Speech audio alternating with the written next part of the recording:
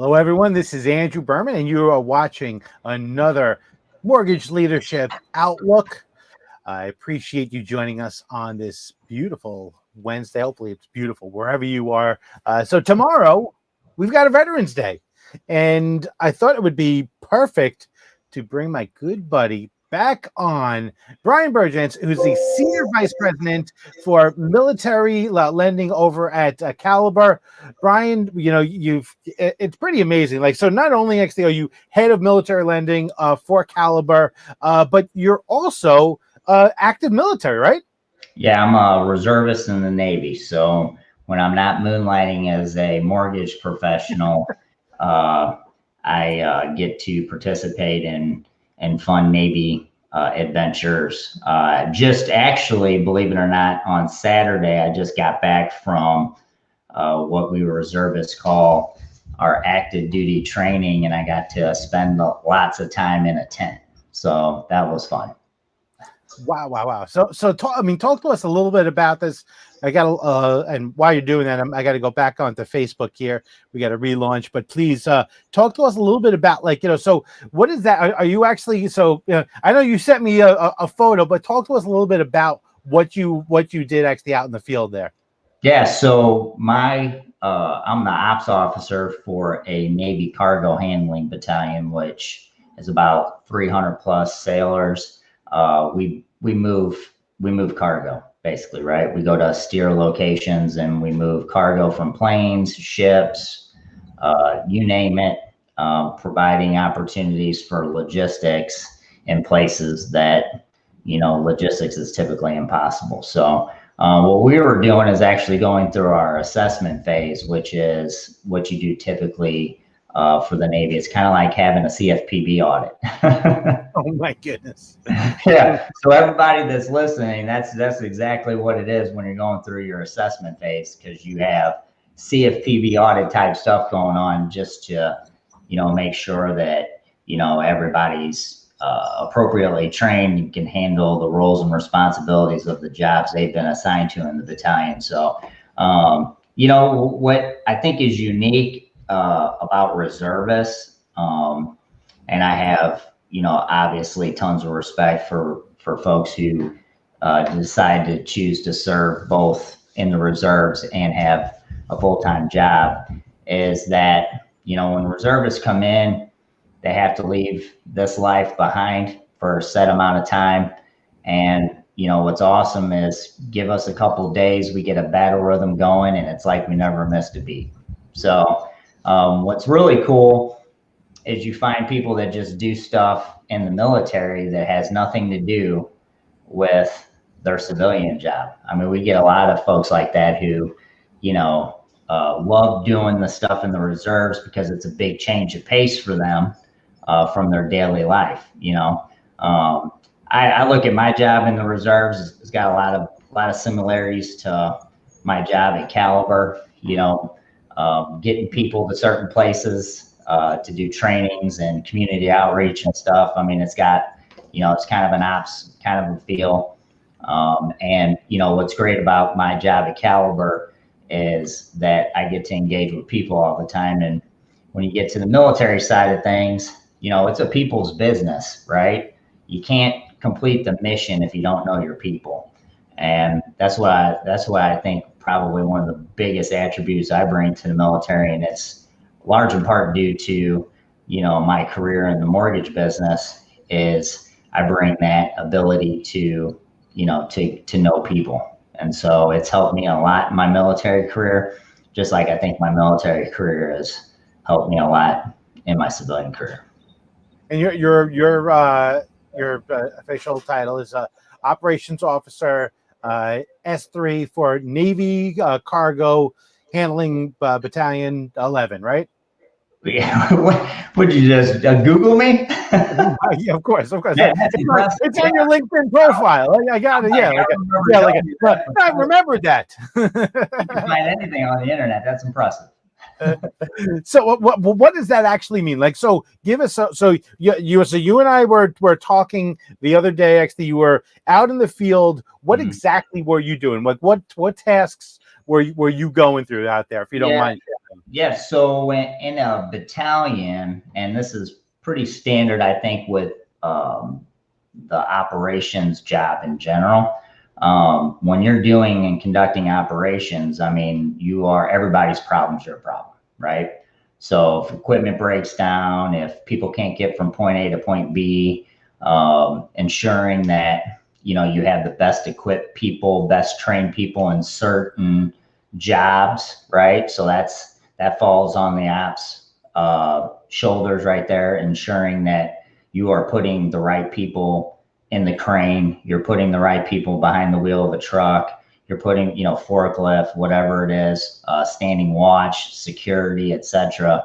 That's part of your overall sphere of responsibility, is ensuring that you're putting the right people in the right places. And it seems, if just kind of taking back and looking at it, it seems like an easy task. However, I learned real quick that it's not as easy as you think. And again, it goes back to knowing the people, knowing the folks you have working with you, and then ensuring that you are taking the best people you can and putting them in, roles of responsibility. So, it's too big of a job for one person. I rely on a lot of people in my battalion to help me get my job done. Much like your role at Caliber, so that makes sense. So tell us, actually, take us in. And by the way, just if you're joining us now, remember tomorrow is Veterans Day. So Brian's going to share with us a couple of things about actually a bit his life, how he came into mortgages. We're going to go into a Mythbusters. I hope you're okay with doing this. I want to do like a rapid fire Mythbusters about VA loans, because there's so much misinformation about it. And I want to talk about actually, what people can do to get involved in military lending, and specifically tomorrow, like what do we do to honor those that serve us? But before we go there, let's talk about Brian's journey into the mortgage business. How did you actually wind up in the mortgage business? Well, this might come to as a shock to everybody, but I got into the mortgage business over a game of golden tea. And I'm not kidding. Yeah, believe it or not, there was a group of folks that wanted to meet me through my wife, actually. And one day I was able to coordinate a meeting with them, and we played some golden tea. And the individual, his name's Tim Zakreski. He was in the mortgage business forever. One of my mentors early in my career. I wouldn't, he's one of the folks that drove a lot of principles into me about lending and people, and the more of the people side of things. And, I wouldn't be here today if it wasn't for him, period. But he, here I was, 20 years old. And, he said, "Hey, have you ever thought about getting in financing?" And of course, I just got back from doing some stuff after 9/11, and, jobs and other stuff wasn't really at the top of my mind. I was still thinking, hey, am I going to get shipped off to Iraq or Afghanistan or something? And so finance wasn't in my wheelhouse. But he said I had the gift of people, right? The gift of just being able to create relationships from nothing with individuals. And he could see that in me. And he said that that's one of the strongest attributes in this industry, is being able to, communicate with people and having a sincere attitude when talking to folks. And we kept talking about it, and he finally sold me on the deal. And that's how I got my start in mortgage, and I never looked back. I've literally in my life have known nothing but mortgage and military. That's awesome. So, yeah, that's perfect. It's like you were like perfectly groomed for this role at Caliber. So which is great, because you've been prepared to do rapid fire Mythbusters. So we want to do actually a Mythbusters, because there's so much misinformation about VA loans. So if you could, we're just going to go quick rapid fire. Got a handful of questions here. Brian, are you ready? Let's do it. Okay, so by the way, I got to give credit. Katie Jensen, who's staff writer over at NP, helped me come up with a lot of these questions. So thank you I'll so blame much. her if this doesn't go well. Oh yeah, totally. If you like it, it's all me. If it didn't go well, we can blame it on Katie. So all right, ready? Here we go. In 3, 2, 1. Okay, do VA loans take longer to close? Absolutely not. Okay, do VA loans have a lower pull-through rate ratio? Absolutely not. And the fact that that would even be a myth is troubling because VA has a lot more flexible credit guidelines than any other program. Next question. Fantastic, and I think also the scores are pretty solid there too. For as far as average last year, average FICO score from VA on all the loans that they guaranteed was well over 700. So that also debunks a myth that VA customers are subprime. So yeah. So do sellers have to pay the buyer's closing costs on VA loans? Not unless they want to provide seller concessions. Fantastic. Are VA appraisals slower? They're not as slow as, I mean, they're the same as conventional. The only time you would ever run into issues, and this is conventional too, would be rural areas, right? And then also too in markets, and most of your professionals out there are probably watching this are pretty up to speed on their market and turn times with VA. But typically it comes down to supply and demand. So there's only so many VA appraisers out there. So when you get into those markets where there's a high push into VA in general, the initial push can cause delays. But typically those are well known and folks know how to plan for those. And my encouragement in those marketplaces, if you can, try to get a 40 or 45 day, close time. But again, that's the exceptions to the rule. Fantastic. And are VA appraisers notorious for giving undervaluations? No. We have not seen anything like that. I think, you rarely get VA purchase that comes in undervalue. Cash out transactions and purchases are different, right? Because remember back in the day, you used to send over stuff to the appraiser, 1003 or whatever, and they had kind of a ballpark figure in their head of what you were looking at. Yeah. And it's amazing when they took that away, how on refis in general, the amount of undervalues that come in. Purchases, we send the purchase contract over, right? On all purchases, conventional, everything. So the appraiser already has something in mind. Yeah. And so it's funny how, very rarely do you get a undervalued purchase appraisal versus a refi. And then also too, I can't miss this opportunity to talk about this since you opened up Pandora's box on the appraisal. But the VA appraisal is the best in the game. And I will challenge anybody who says otherwise, because VA has a thing called Tidewater. And so Tidewater, I want to follow up on the Tidewater because I want to go deep into that because that's one of the great features. One more question about VA loans, and then we're gonna dig into, we're gonna deep dive into Tidewater because it's an amazing thing. And this one is really just kind of gets me angered. Can sellers discriminate against a VA borrower? Well, they shouldn't.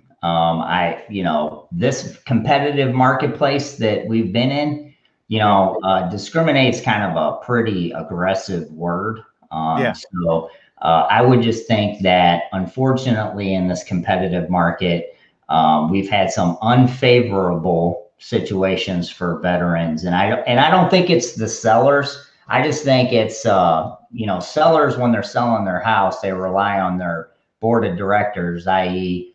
friends, family, realtors, whomever, to help advise them on what's going on. And I think just the lack of understanding and education around VA probably doesn't help. And, one of the things that we used to hear all the time over the last, 18 months is, just the advice of sellers not accepting government contracts. So unfortunately, VA is looped into government because it's a government-backed loan. And, I just think that a lot of that has to just do with lack of understanding. The big bad VA appraiser, we can't seem to run from that ghost from back in the day. So, there's just a lot of stuff, but the industry has done a great job, I think, over the last, 8 months, 9 months this year. You can just tell by the national purchase transactions that VA posts out there that obviously the industry is getting smart on it real fast, and we're winning a lot more than we're losing. So that's a big improvement. Fantastic. All right, let's, if you don't mind, let's dig into that Tidewater thing, because I think that's one of actually the good, cool features about VA loans that other loans don't have. Talk to us a little bit about the Tidewater feature. Yeah, so with Tidewater, and this is why when we do town halls and realtor and mortgage education across the United States, we always want to talk about Tidewater, because Tidewater is one of those cool tools that's only to VA that allows it. So go back to conventional and FHA, right? So conventional, FHA, and other programs, when the appraisal comes in low, what happens? You get the report, your underwriters and your processing team sends you something that says, we have a problem, right? And you're like, well, we got to do a reconsideration. Well, now you're going to go back to an appraiser and you're going to send them comps and say, we'd like you to reconsider your value. Well, the appraisers, okay, they're damned if they do, damned if they don't, right? Because if they say, oh, my bad, I made a mistake, then all these lenders have AMCs and these appraisal companies, and they scorecard them. So if they do say, hey, I made a mistake, then there's a good chance that they might not be looped back into that round robin approach that they normally get all their business from, right? Or something to that effect. Well, VA created the Tidewater, and it's named Tidewater because it originated out of Tidewater, Virginia. So they kept the name, and it rolls. And with Tidewater, when the appraiser's done going out and inspecting a home, and this is only on purchase, by the way, they come back, they pull their comps, do their little whatever it is that they do on their computers. And if they see that there's an issue where it's not going to come in at the value that was sent over on the purchase contract, they initiate Tidewater, which is a 24-hour window where the agents can send in additional comps to support that purchase price. And it's never been sent to BA yet. So it's kind of like if a tree falls in the forest and no one's around, did it make a sound? Right? So, and typically, you win some, you lose some, but it's a awesome tool that you can use if maybe the appraiser missed a couple comps. Here's the best part though. Let's say that you are in disagreement with the appraiser. Well, the veteran can also, you can also take it one step further with the VA and have them do a reconsideration of value at the RLC, and they'll have a staff appraiser review it for you. So there's a couple different levers you can pull with VA that you can't pull with any other program. That's interesting. I mean, it's like they do everything they can to get these loans, through the system and approved. And I guess I understand. Like, listen, lenders must love it because I believe actually it's like the one of the lowest default rates of any kind of loan product out there. Yeah, absolutely. Well, I mean, look at the people you're doing business with. They're very disciplined. Home is primary. They want to keep a roof over their head with their family. It's the American dream, all that stuff, and they want to protect that asset, till their last breath. So they pay their payments. They pay their payments on time. And I think the higher the loan amount you go, the less likely they are to default. I mean, it's the statistics are impressive on VA, which is one reason, besides just doing the right thing, that I think lenders, should get on track with. Well, and let's talk a little bit about that. How do they do that? How do they get on track with? So let's say for people watching it right now that maybe have not done VA loans, or they haven't had a focused effort on VA loans, where would they start? And let's talk about short-term strategies, about things that they could just do tomorrow, just to kind of like let the people, like the veterans, know in their world that they're thinking about them, they appreciate them, and then long-term strategy of what they could do, on a local level to support military. So short-term, what can they do tomorrow just to kind of acknowledge the veterans in their world, and long-term, what's a long-term strategy? Well, one thing I can tell you about military and veterans is they do business word of mouth for the most part. Despite what other organizations may put out on commercials, veterans are word of mouth. Military community is definitely word of mouth. So a short-term strategy would be, first of all, you're not just going to pick up the phone tomorrow and start smiling and down veterans. And yeah, you might get a couple of them, but that's not a good strategy. Strategy is a long-term play. So your short-term strategy for the long-term play is start getting involved in your community. Find out what veteran activities are being done. Tomorrow's a great day to go out and show your support for veterans, because typically when you get involved with local events in your own backyard and local organizations that support veteran initiatives like homelessness, backpacks for military kids, toy drives, veteran homes, what ends up happening is you start rubbing elbows and meeting people that have the like-minded support for veterans, right? And so when you start meeting people and start networking with folks who also want to support veterans, that's when you start increasing your sphere. And what happens over time is eventually everybody figures out what each other does for a living. And then that's kind of when, the business development magic starts happening. Another strategy would be get smart on VA in general, right? Get smart on VA so that then you can go help other people get smart on VA. And if you can combine the community outreach with also the education aspect of it, you'll be ingrained within that community, in no time, because they're dying for the education. The consumer, the military and veteran consumer, doesn't know everything about VA. I'm sure at this point in time, they do know that it's a benefit, but like we've talked before, most of the people I know think they can only use it one time, right? They don't think they can pay over, FHFA loan limits, right? So they don't even know that they can go buy that forever home when they retire.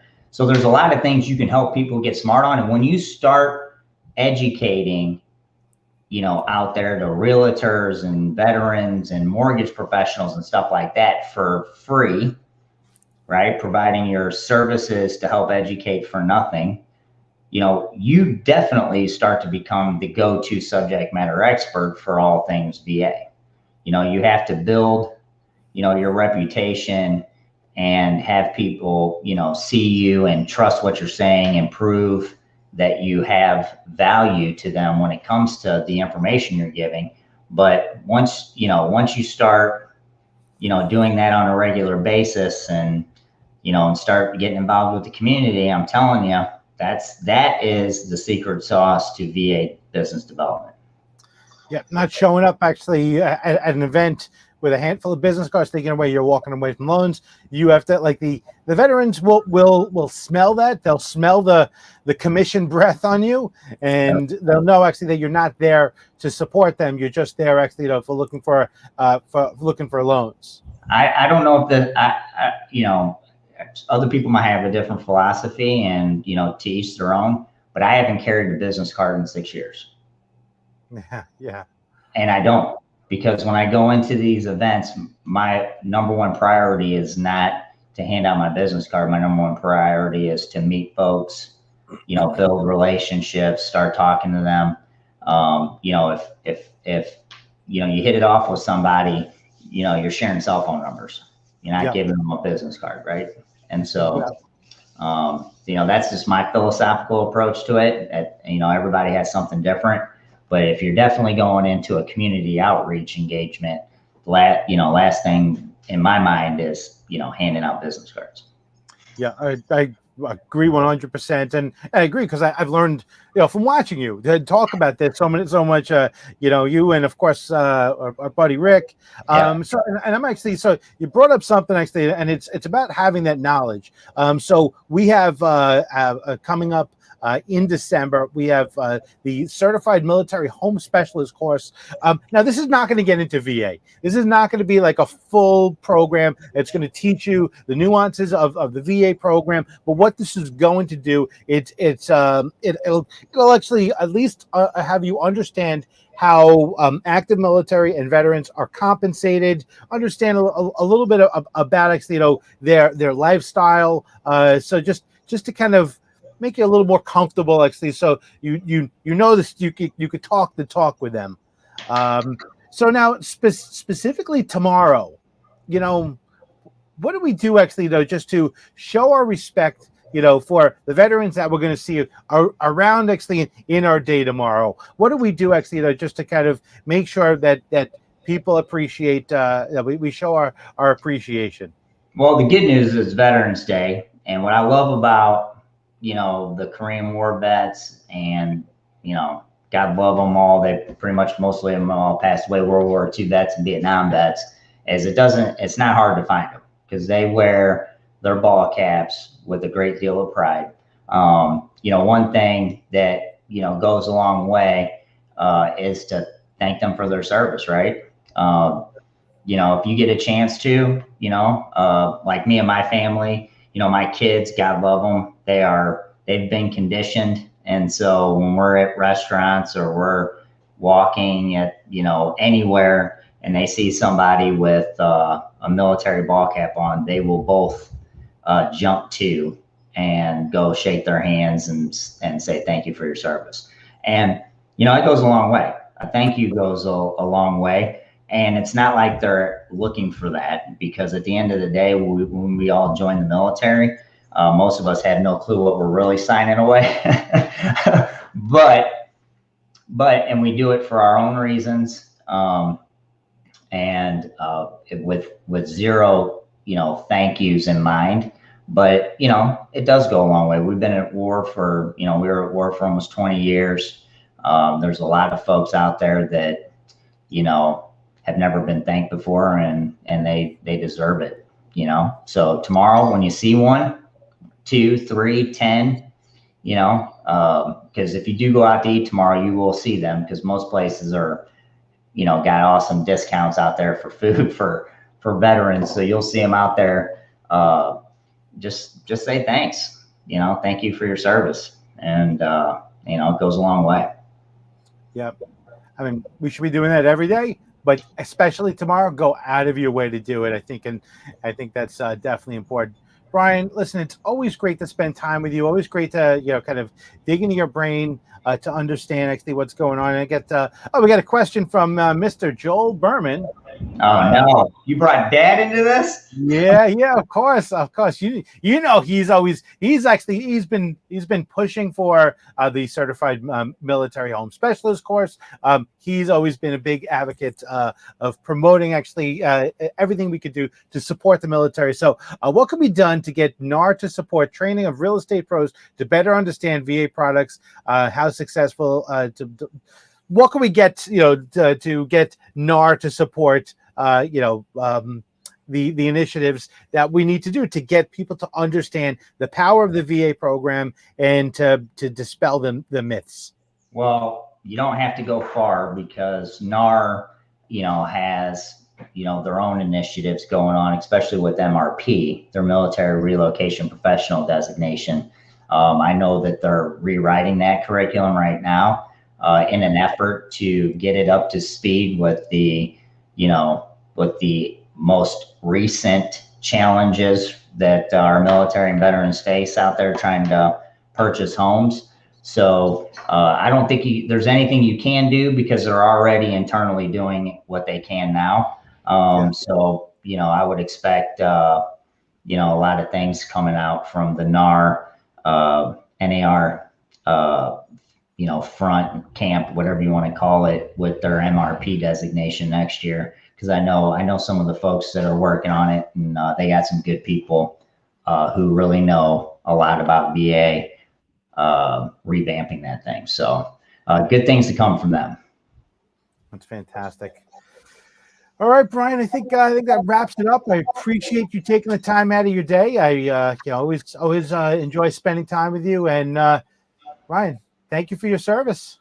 Well, I appreciate that. And, for the folks tomorrow, happy early Veterans Day. I hope you enjoy the day off and get a lot of great food at a discount. Fantastic. And I'm Andrew Berman.